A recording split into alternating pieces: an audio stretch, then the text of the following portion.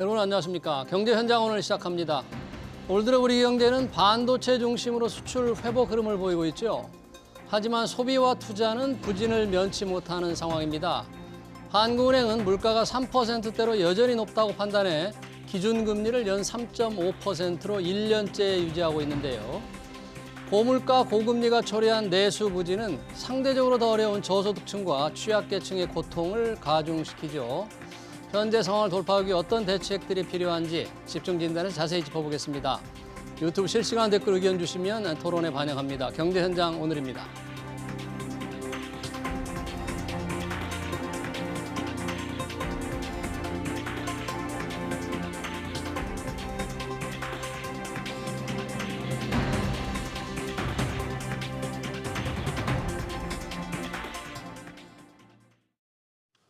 네, 우리 경제의 내수 부진 토론학에서 두 분 모셨습니다. 이정희 중앙대 경제학부 교수, 그리고 김미루 KDI 연구위원 나오셨습니다. 어서 오세요. 안녕하세요. 네, 반갑습니다. 네.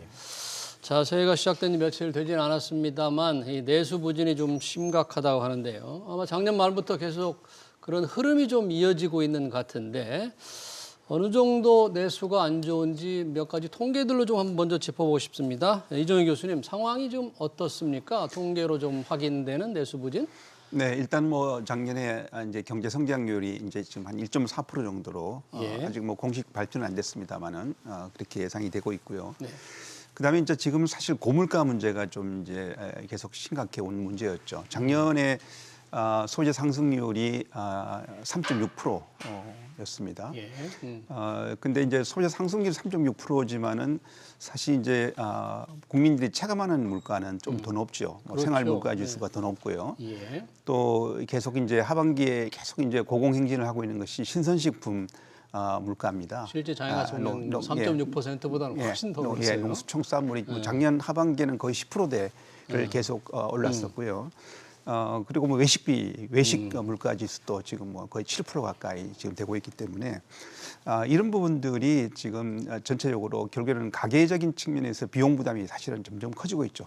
여기다 금리가 이제 3.5%가 지금 계속 동결돼 왔습니다만 아직까지 뭐 인하 사실은 뭐 이런 기미가 별로 지금 보이지 않는 상황입니다. 한국은행 지난번에 동결했고 뭐 한참 더 걸릴 거다. 이 수준 네. 계속 유지할 거다. 뭐 네. 총재가 그랬어요. 그렇죠. 뭐 가계부채가 지금 이제 뭐 1,900조, 2,000조를 향해서 간다고 그러니까 뭐 이 금리 부담은 뭐 가계적인 측면에서는 이게 크기 때문에 사실 또 소비 축으로 이어질 수밖에 없다 이렇게 볼 수 있습니다. 네, 그렇군요. 자, 이 물가가 작년 한 해 3.6% 올랐지만 실제로 이 생활 물가는 훨씬 더 높다. 그리고 금리가 여전하기 때문에 내수 부진이 이어지고 있다. 우리 김미루 연구원님 이제 KDI에서 많은 이런 부분을 좀 지켜보고 있을 텐데 네. 어떤 흐름으로 지금 통계가 나오고 있습니까? 네, 말씀하신 바가 정확하다고 생각을 네. 하고요. 뭐 지금 통계를 보면 수출과 내수가 좀 상반된 모습을 보이고 있는데요. 말씀하셨다시피 수출은 반도체를 중심으로 점진적으로 회복을 하면서 좀 좋아지는 모습이고 반면에 내수 같은 경우에는 어렵죠. 어려운데 이 내수를 기본적으로 소비와 투자로 좀 나눠서 생각을 해보면 소비와 투자로. 예. 예. 민간 소비 같은 경우에는 우리가 이제 서비스업 생산을 살펴봄으로써 좀 현황을 파악할 수가 있는데요. 네. 특히 지금 같은 경우에는 숙박 음식점업이나 도소매업에서 좀 안 좋은 부진한 모습이 지속이 되고 있는 상황입니다. 그래서 이게 당분간 급등하기를 기대하기는 좀 어려운 상황이라고 보이고요. 또 한편으로 이제 투자의 측면을 살펴보면 예. 반도체가 회복하고 있으니까 반도체 투자가 좀 이루어지지 않을까라고 기대할 수 있지만 뭐 여전히 수출이 좀 잘 되니까 네. 뭐 좀 일어나지 않아요? 투자가 많이? 지금 아직 재고가 좀 많은 상황으로 아직도? 알려져 있고요. 그래서 뭐 지금 당장의 투자가 회복되는 모습을 보이진 않지만 그래도 좀 시간이 지나면 그리고 반도체 회복세가 지속이 되면 반도체 투자는 좀 상승할 여지는 있다라고 판단이 되고요. 예. 반면에 이제 지난해 개소세 인하가 종료되고 개별 소비세? 예, 개별 소비세 인하가 종료되고 자동차 소비가 좀 감소하면서 운송 장비는 부진이 지속이 되고 있는 모습이고 예. 또 선행 지표로 볼 수 있는 기계류 수입액이죠. 그러니까 기계를 수입해다가 우리가 투자를 하는 데 사용하기 때문에 이러한 기계류 수입액 추이를 보면 여전히 감소 추세를 보이고 있기 때문에 기계류 수입액은 얼마나 줄었어요? 예를 들어 작년 11월 기준으로 보면 마이너스 10.3% 이게 전년 동월 대비로 보시면 되거든요. 마이너스 10%, 예. 10.3%. 예, 그러니까 여전히 아직은 좀 부진한 상황으로 볼 수가 있고 그래서 전반적으로 투자가 단기간에 상승하기는 좀 어렵지 않나 이렇게 판단하고 있습니다. 그러네요. 그러니까 소비와 투자 두 군데로 나눠 볼 때도 다 신통치가 않다. 반도체 투자는 좀 늘어나나 했는데 아직은 재고가 좀 있어서 뭐 회복세가 좀 더 강해지면 투자는 늘어날 수 있겠지만 기기류 수입이 준다는 것은 미래 설비 투자를 늘리지 않겠다는 기업들의 이 생각 계획 때문에 이렇게 나오는 건가요? 그렇죠. 뭐 당장의 투자를 시행할 계획이 없다라는 지표라고 볼 수 있고요. 뭐 중장기적으로 이제 투자 계획이 서게 되면 물건도 수입을 하게 될 것이고 투자를 위한 이제 수입을 하게 될 것이고 그런 것들이 이제 반등하는 모습으로 나타나겠죠. 그러네요. 그러니까 소비와 투자 양 측면에서 부진하니까 내수가 지금 뭐 어떻게 한겨울 추위처럼 꼼짝 못하게 얼어붙어 있는 기분인데 이 내수의 핵심이 또 건설 부분 아니겠습니까? 네, 네. 건설 부분 뭐 지금 엄청 어렵죠. 그렇죠. 뭐 지금 최근에 이제 뭐 뉴스에 가장 많이 나온 게 태형건설 문제인데요. 사실 뭐 태형건설은 워낙 이제 뭐 규모도 있고 하기 때문에 네. 나오지만은 거기에 아직까지 뭐 뉴스로 다뤄지지 않고 있는 지방의 문제를 보면 상당히 심각하다. 지방건설사들은? 지방건설사, 그러니까 지방 도시들의 뭐 1, 2위를 다투는 이런 뭐 중소 중견 건설사들이 예. 지금 뭐 이제 부도 위기라든가 이런 부분들을 지금 맞이하고 있는 소식들이 막 들려오고 있죠. 이제 그만큼 이제 사실은 이게 PF 부동산 PF의 심각성 문제가 사실은 커진 거고요.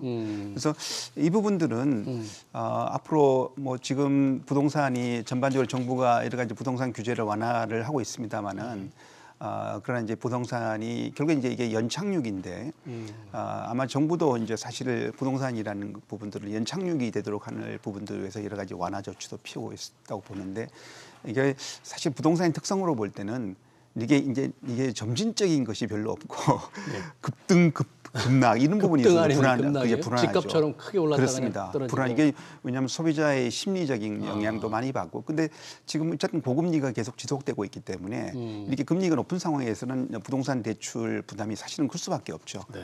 그래서 앞으로 이렇게 금리가 높게 계속 이어질 수밖에 없는 상황이다 그러면은 뭐 당분간에 부동산이 살아나기가 좀 어렵지 않을까 이렇게 예상이 됩니다. 지금 교수님께서 이제 지방 건설사, 지방에서는 그래도 1, 2위 하는 회사들이 이제 부도 위기를 맞는다 말씀해 주셨는데 아무래도 지방에 이게 분양이 안 되기 때문에 그런 거죠. 아파트를 지어도. 그렇습니다. 뭐 아무래도 수도권 중심의 수요가 사실 많은 거고요. 지방들은 뭐 특히 이제 예전에 뭐 정부가 이게 부동산 경기가 좋을 때는 지방도 덩달아서 좀 좋았는데 지금은 이제 그 한파는 더 빨리 지방으로 한파가 더 빨리 닥치고 있다 이렇게 볼 수 있습니다. 수도권과 지방의 차별화 차이가 심하기 때문에 지방이 더욱 고생을 하고 있다. 그렇게 내수 부진 특히 건설 부진도 고금리라는 말씀을 조금 해주셨지만 여러 가지 이유가 있을 것 같은데 그러면 이렇게 내수 부진이 어려운 거 소비 안 되고 투자 안 되고 하는 그 원인을 어떻게 봐야 될까요? 굉장히 중요한 질문이신데요. 예. 일단은 뭐 대부분 고금리가 지속되고 있는 현상이 결국에는 내수 부진을 야기하고 있다라는 데 동의를 하실 것 같아요. 고금리가 가장 예. 중요한 원인이다. 네. 예. 다만 이제 그러면 고금리가 내수 부진을 지금 드라이브하고 있는 이 현상을 우리가 어떤 관점에서 볼 것인가가 좀 더 중요할 것 같습니다. 어떤 관점에서 봐야 되느냐? 예. 예. 앞서도 그 이정희 교수님께서도 말씀을 해주셨다시피 작년에 물가 상승률이 상당히 높았죠. 3% 중반대 물가 상승률을 보였고 3.6%라고 아까 소비자 물가 지수. 네. 네. 그리고 여전히 우리가 목표로 하고 있는 2%보다는 높은 상황입니다. 그렇기 때문에 지금 우리가 목표하고 있는 내수 부진은 결국 고금리를 통해서 우리가 정책적으로 의도하고 있는 방향이거든요. 결국에는 어느 정도의 소비와 투자의 감소를 통해서 수요를 좀 줄이고 그로 인해서 물가 상승률이 우리가 목표로 하는 수준으로 되돌아올 수 있도록 정책적으로 유도를 하고 있는 면이 있습니다. 그래서 이 부분을 우리가 관점을 볼 때 이렇게 우리가 정책적으로 유도하고 있는 부분이라고 이해를 해야 다른 정책적 시사점을 이끌어낼 때 어떤 정책을 우리가 대응을 해야 되느냐의 관점이 바로 잡힐 수 있을 것 같고요. 네. 앞서도 이제 앵커께서도 말씀을 해주셨는데 이런 상황에서 가장 어려운 부분은 이제 취약계층에 계신 부분들이 제일 어려운 분들일 것이고 그래서 대규모 재정 정책을 써서 물가를 자극을 하는 것은 좀 피해야 됩니다. 왜냐하면 물가가 자극이 되면 다시 또 고금리 기조를 오래 가져가야 되고 그러면 취약계층에게도 이 고금리 기조가 꾸준히 부담이 되기 때문에 어렵기 때문에 이보다는 취약계층 위주로 재정 정책을 선별적으로 활용을 하는 것이 적합한 시점이라고 보여집니다. 네, 그러니까 내수 부진이 어떻게 보면 정부가 물가를 잡기 위해서 의도한 정책의 그 결과가 나타나고 있는 거다. 갑자기 뭐 네. 우리가 모르는 이유로 어려워진 게 아니고 그러면 그런 정책 이건 뭐 정책 효과라고 할 수도 없고 참 어떻게 판단해야 될지 모르겠네요. 그래서. 네, 지금 뭐 앞서 말씀 이제 잘 정리해 주셨는데요. 사실 우리가 내수 부진이 이게 코로나 사태를 거치면서 그때 경제가 이제 주춤했죠. 예. 주춤했는데 지금 상황은 경제가 지금 성장률이 낮은 상태에서 이제 고물가가 된 문제가 있잖아요. 예. 이제 뭐 이게 사실은 발단이 된 우크라이나 사태인데. 우크라이나 그렇죠. 그 원자재 가격이 오르면서 이제 이 고물가가 이제 지상이 되다 보니까 글로벌 공급망에 그렇죠. 문제가 생기면서 뭐 경제적인 측면에서 보면 우리가 이제 소위 스태그플레이션 문제가 우린 직면하고 있다는 거죠. 이러니까 이 문제는 사실 우리가 이제 경기 내수 부진은 우리가 원래 지금 내수 부진에 이런 여러 가지 뭐 지금 당장의 영향을 미치는 게 꾸준하게 영향을 줄 수밖에 없고 앞으로 걱정되는 것은 인구적인 문제도 있죠. 인구가 예. 지금 줄어들고 있는 문제가 저출산, 또 고령화 고령화. 문제죠. 예. 그러니까 일본 같은 경우가 사실은 이제 내수 부진이 일어난 여러 가지 원인 중에 하나가 인구 문제였거든요. 근데 우리도 지금 이제 똑같은 지금 이제 사실은 삼중고에 시달리고 있어서 이 삼중고 고환율, 고금리, 고물가입니다. 이것 때문에 내수 부진이 사실 일어나고 있다고 볼 수가 있고요. 여기를 또 둘러싸고 있는 또 이 환경적인 측면에서 인구적인 측면의 어떤 구조적인 그런 문제가 그렇습니다. 이 문제들이 있어서 앞으로 이런 문제를 어떻게 풀어나갈 건가 하는 것이 이 내수를 살릴 거냐 살리지 못할 거냐 아마 여기에 달려있지 않을까 생각합니다. 그러니까 이게 쉽게 해결하기 어려워 보이네. 이정현 교수님 말씀 들어보니까 고물가, 고환율, 고금리는 뭐 시간이 가면 조금 바뀔 수도 있다지만 이를 둘러싸고 있는 구조적인 문제, 저출산, 고령화는 이게 쉽게 해결되기 어려운데 일본처럼 자칫하면 장기적인 내수 부진에 빠질 우려도 있다는 걸 그렇습니다. 내년에 지금 우리가 이제 초고령 사회로 진입한다고 그러죠. 근데 그러면은 전체 인구에서 20% 이상이 이 노년 인구가 된다는 거지 않습니까? 근데 사실은 우리가 노년 인구가 많아지게 되면 소비가 위축될 수밖에 없는 게 여러 가지 에너지 활동이라든가 소비 활동 자체가 이 노령보다는 젊은 층이 사실은 활동적인데 이 젊은 층의 비중은 줄어드니까 이게 바로 이제 일본에서 가장 근본적인 문제 중에 하나였다는 거죠. 경기 불황의 문제가. 네. 그러네요. 이 정부도 이제 내수 부진이 계속되니까 지금 올해 경제 정책 방향에서 뭐 감세, 규제 완화 대책을 조금 내놨지 않습니까? 뭐 혹시 그런 대책 중에서 우리 좀 김미루 연구위원이 보기에 조금 주목을 끄는 내용이라든지 그런 건 어떤 걸 들 수 있을까요? 뭐 일단 쉬운 거 말씀을 먼저 드리면 뭐 노후차 교체하거나 전기 승용차 고효율 기기를 사용하는 경우에 세제 혜택을 주는 방안들은 우리가 경기를 떠나서 우선 당위적으로 현재 이제 환경에 많은 변화를 우리가 목도하고 있고 앞으로 탄소 중립도 실현을 해야 되는 부분이기 때문에 당위적으로 해야 하는 부분이라고 생각이 들고요. 반면에 앞서도 말씀드렸듯이 지금 우리가 이제 내수가 부진한 것을 어떤 관점으로 볼 것이냐. 상당 부분은 정책적으로 의도한 부분이기 때문에 이걸 인위적으로 진작하려는 정책을 과도하게 쓸 필요는 없는 상황이고 취약계층에게 집중할 필요가 있는 상황인데 네. 지금 뭐 일부 정책들은 보면 소비 회복 지원 방안이나 뭐 설비 투자, 건설 투자 관련한 이제 좀 내수 진작을 염두에 둔 정책들도 있는 것 같아요. 설비 투자를 늘리기 위한 정책들은 좀 어떤 게 있습니까? 뭐 예를 들어 R&D 투자 촉진을 위해서 뭐 기본 공제, 세액 공제율을 확대해 준다거나 뭐 이런 정책들이 있는데요. 뭐 물론 이제 우리가 최근에 이제 R&D 예산 삭감한 것도 이슈가 됐었고 관련해서 R&D는 단순히 경기 대응 측면뿐만 아니라 장기 성장률, 그러니까 생산성을 올릴 수 있는 중요한 툴이기 때문에 이쪽에서 이제 세액 공제를 하고 좀 더 활발히 하는 것은 저는 중요하다고 생각은 하고요. 또 한편으로 지금 주택 공급 활성화 정책도 나타나고 있는데 이 부분도 저는 중요하다고 생각합니다. 주택 공급 활성화. 앞서도 이제 건설 경기가 둔화되고 있는 것에 대해서 우리가 이제 말씀을 나눴었는데요. 그 가장 좀 우려되는 부분은 만약에 주택 공급이 원활하지 않아서 향후에 주택 경기, 부동산 가격이 상승할 수 있다라는 시장의 기대가 형성이 되면 이것은 제일 처음에 앞에서 이정희 교수님이 말씀해 주신 가계부채 문제와도 연결이 될 수 있거든요. 다시 가계부채가 늘어날 수 있다. 늘어날 수 있는 계기가 될 수 있는 거죠. 이런 측면에서 지금 뭐 일부 건설사의 이제 우려도 있고 예. 이러한 점이 건설업계의 자금 조달 우려를 확산하고 있는 상황이긴 하지만 예.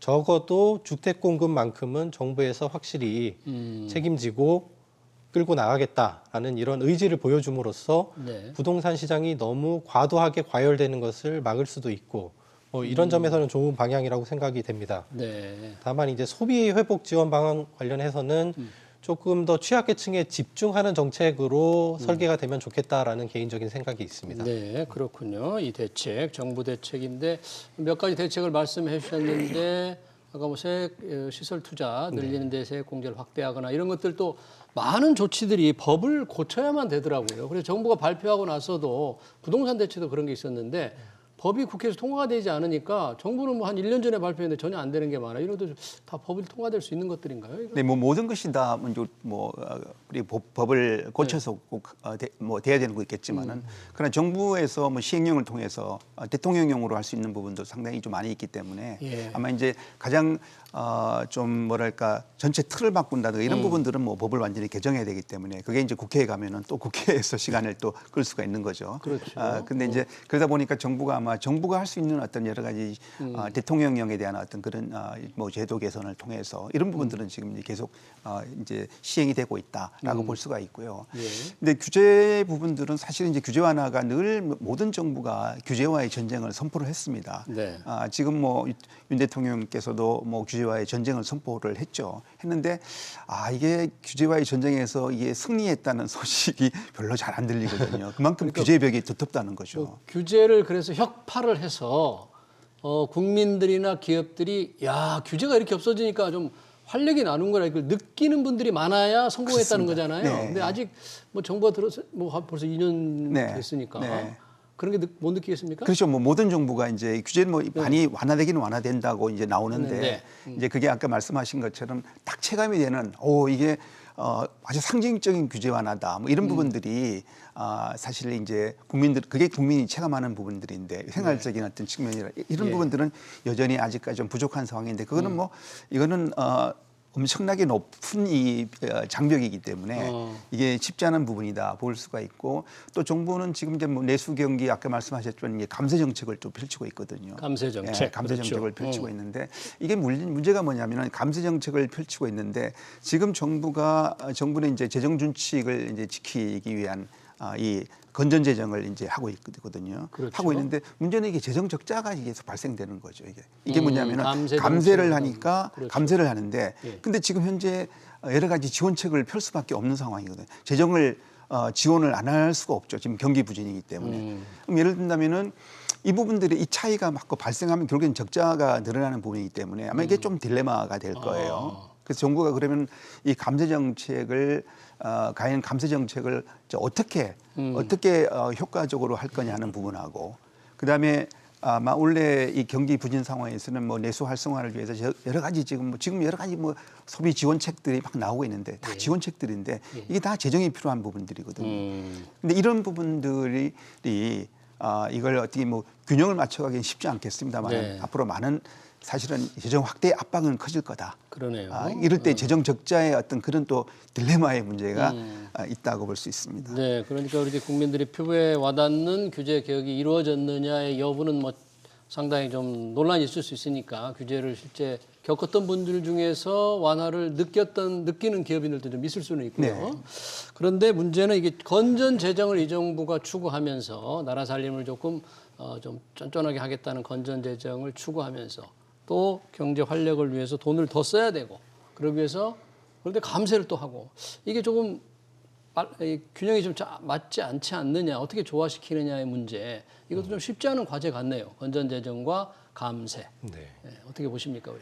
뭐 당연히 쉽지 않고요. 근데 뭐 저는 이제 앞서도 말씀드렸다시피 지금 내수가 부진한 그것은 정책적으로 의도한 부분이 있고 그 과정에서 분명히 취약계층은 어려움을 겪고 계시니까 재정 정책을 활용할 때는 이 취약계층을 타겟으로 해서 굉장히 선별적으로 들어가면 재정을 효율적으로 쓸 수 있는 거죠. 굳이 대규모 소비 진작 정책이나 대규모 투자 진작 정책을 쓸 필요는 없이 현 상황에서는 취약계층을 보호하는 방안을 우리가 이제 모색하는 것이 제일 중요하다고 생각합니다. 그렇게 네. 되면 과도한 재정 지출을 하지 않아도 되고 재정을 아끼면서도 현 상황을 타개할 수 있는 방법이 아닐까 생각하고 있습니다. 그러네요. 취약계층에 대한 선별 지원, 우리 김미리 연구위원님은 이제 이 부분을 강조하셨는데 근데 이제 말씀하신 것처럼 취약계층이 지금 보니까 5분위 소득자를 이렇게 살펴보면은 5분위 소득자. 1분위 이제 하위 20%가 지금 사실 계속 가계 적자거든요.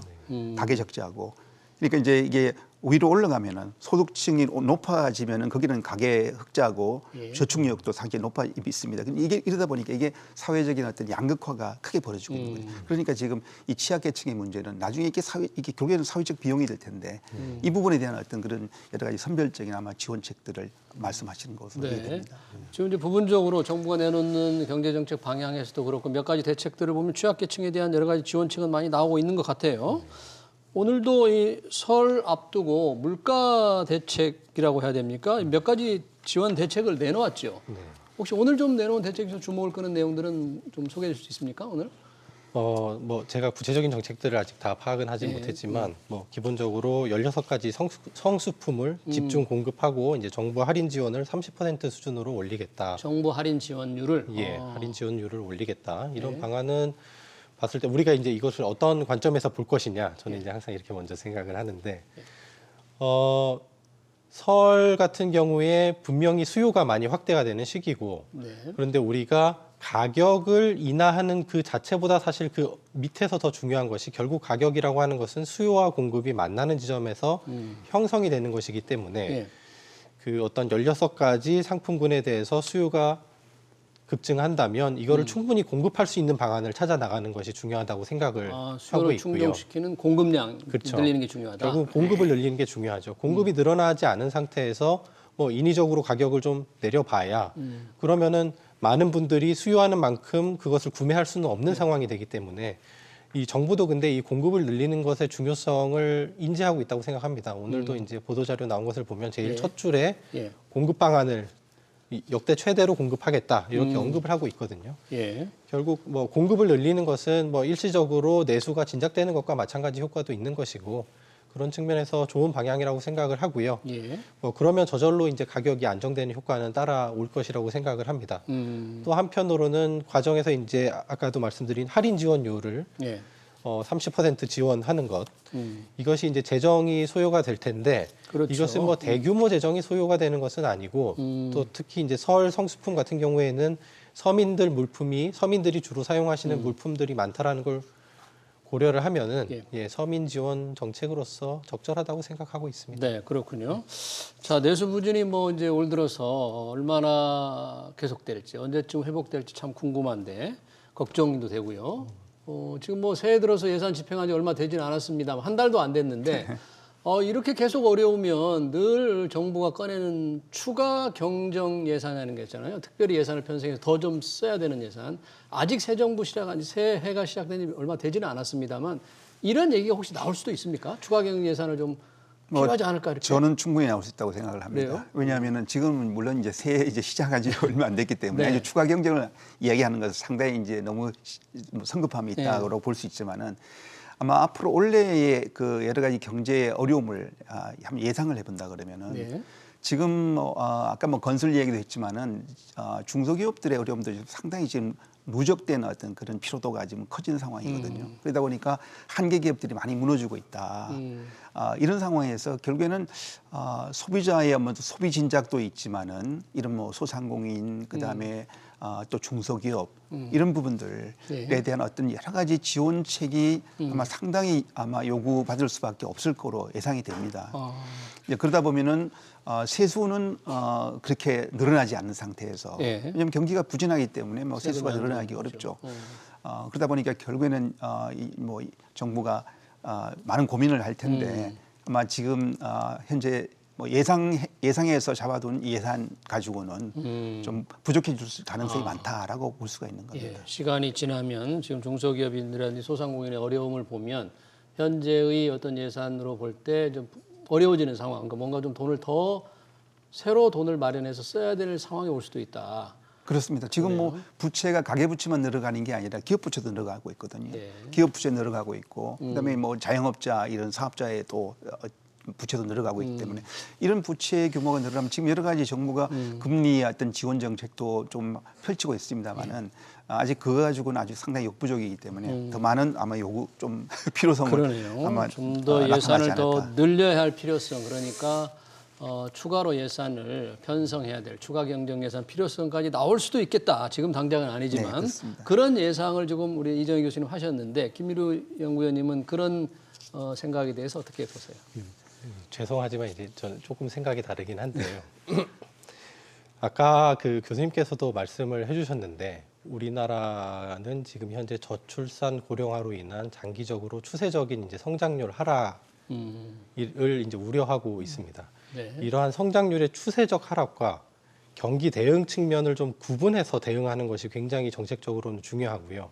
왜냐하면 경기 변동에 우리가 정책으로 대응하는 것과 추세적인 성장률 하락에 대응하는 것은 그 방법론 자체가 다르기 때문입니다. 다르다. 지금 올해 예를 들어 성장률 예측치를 여러 기관에서 내고 있고 KDI에서도 지금 2.2% 정도 보고 있는데요. 2.2%? 예. 네. 그 기존의 추정치에 의하면 우리나라 현재 잠재 성장률을 대략 2% 내외로 보고 있습니다. 이 말뜻은 여러 기관들이 추정치가 뭐 2% 내외로 나타나고 있기 때문에 올해 성장률이 잠재 성장률과 비슷한 수준으로 성장할 것이다라고 보고 있다라는 뜻이거든요. 네.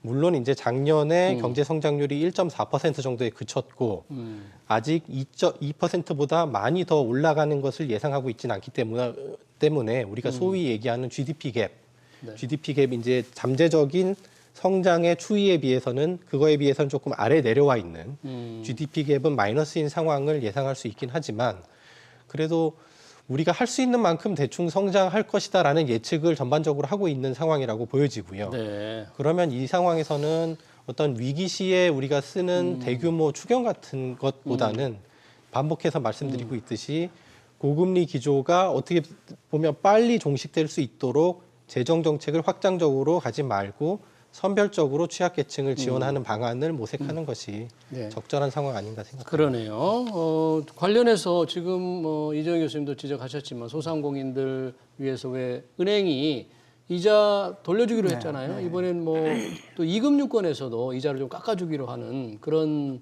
대책도 나오고 또 연체하신 분들 빚 다 갚으면 그 연체 기록도 삭제해주기로 하고 여러 가지 그 소상공인 지원 대책이 나오고 있는데 이런 것들은 어떻게 평가를 하세요? 뭐 워낙 지금 이제 가계부채가 커졌고 또 소상공인들이 특히 이제 코로나 기간 동안에 가장 이제 피해를 본 이런 계층이라고 이렇게 본 거죠. 보다 보니까 이제 그런데 이제 금융권에서는 아무래도 이제 이자 이게 하나의 또 수입이 되니까 이제 그 측면에서 어려운 뭐 소상공인들이 있는데 그러나 또 금융권은 또 많은 또 이득을 누렸다 이렇게 해서 아마 이제 지금 이 금융 쪽에서 이제 이런 뭐 상생이라는 부분이 나오고 그렇습니다. 사실 뭐 그 부분이 뭐 필요한 부분이 있고 단지 하나 이제 이게 그 어떤 목적으로 또 이렇게 이 뭐 대출을 받아서 썼느냐에 따라서 뭐 이게 만약에 이제 뭐 선별이 안 될 경우에 나름 모랄해저드 문제도 이제 있을 수가 있기 지금 뭐 때문에 대출을 어디에 썼는지 관계없이 지원 네, 이자 그렇죠. 갚아주는 거죠. 왜냐하면 선별하기가 쉽지는 않죠. 나누기 쉽지 쉽지는 않으니까. 않고. 예, 뭐 그래서 혹시 주식 투자한 분도 있을 수 있는데 네네. 그렇게 구분을 못하죠. 네, 사실 아마 소상공인들은 1금융권보다는 2금융권에서 아마 돈을 더 많이 빌렸을 거예요. 그렇기 때문에 또 근데 2금융권이 그렇게 또 1금융권보다는 여러 가지 수익성이 떨어졌기 때문에 이게 이제 아무래도 좀 더 부담스러운 부분이 있을 겁니다. 이금융권이 이자를 깎아주는데 금융회사도 부담스럽다. 그렇죠. 1금융권은 그래도 좀 많이 여유가 벌었으니까. 있지만은 2금융권은 아마 그런 부분들이 있어서 네. 아마 그 부분들을 또 아마 여러 가지로 아마 정부가 또 함께 여러 가지 고려해서 나오는 것이 아닐까 이렇게 봅니다. 네, 그렇군요. 김미루 연구위원님 보시기에는 괜찮겠습니까? 이 소상공인들이 이자 깎아주고 하는 거, 또 연체하신 분들 연체 기록 다 없애주는 신용 사면, 뭐 조금 부정적인 평가도 좀 있는 것 같아요. 네. 너무 뭐 모랄 해저드 아니냐 뭐 이런 지적도 있는데 네. 어떻게? 저 그 두 정책에 대해서 사실 의견이 조금 상반된 의견을 가지고 있는데요. 먼저 연체 기록 삭제 같은 경우에는 사실 저는 뭐 그렇게 적절하지 않을 수 있다라고 생각을 하고 있습니다. 연체 기록 삭제해 주는 거는 네. 결국에 금융 시장에서 가장 중요한 것은 정보 비대칭을 해소함으로써 여기서 정보 비대칭을 해소한다는 것은 금융 기관과 금융 소비자 사이에 가지고 있는 정보의 비대칭이거든요. 그러니까 금융 소비자는 본인이 채무를 불이행할 확률에 대해서 금융기관보다 더 잘 알고 있는 것이죠. 그렇기 때문에 많은 역선택이나 뭐 도덕적 해이 같은 문제들이 발생할 수 있는데 이런 문제들을 해결하는 첫 번째 방법은 신용평가를 잘 하는 것입니다. 네. 신용평가를 잘 하기 위해서는 과거의 연체 이력 같은 경우에는 굉장히 크게 작동하는 정보라고 알고 있고요.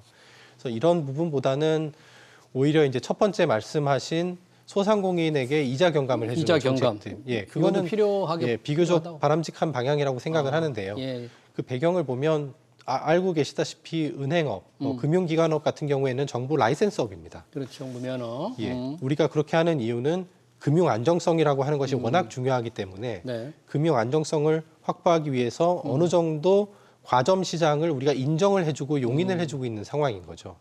그런데 이 과정에서 작년 같은 경우, 작년 재작년을 돌이켜 보면 그 금리가 굉장히 빠르게 오르지 않았습니까? 그 배경에는 이제 아까 말씀하셨던 러시아 우크라이나 전쟁 같은 것들이 있는데 네. 이 급격한 금리 상승이 누구도 예측하지 못했지만 결국에는 금융기관에게는 이득이 되고 그리고 차입해간 분들에게는 이제 아픈 부분이 되는 그런 그러니까 현상을 조금 낳았기 이렇게 때문에 분배를 조금 하는 것은 조금 재분배적인 의미가 있다고 본다. 네, 이렇게 재분배 정책으로서의 알겠습니다. 의미가 있다고 보고 시간 관계상 그 부분은 그렇게 정리를 하겠습니다. 그러니까 연체기록 삭제 문제는 조금 바람직하지 않은 의문을 제기했지만 소상공인의 이자를 깎아주는 것은 은행업의 속성을 감안할 때 조금 뭐 필요한 측면도 있겠다. 이렇게 정리를 할 수 있겠네요. 네, 내수부진 현황과 대책 토론 여기서 마치도록 하겠습니다. 지금까지 김미루 KDI 연구위원, 이정희 중앙대 경제학부 교수였습니다. 두 분 고맙습니다. 네, 감사합니다. 네.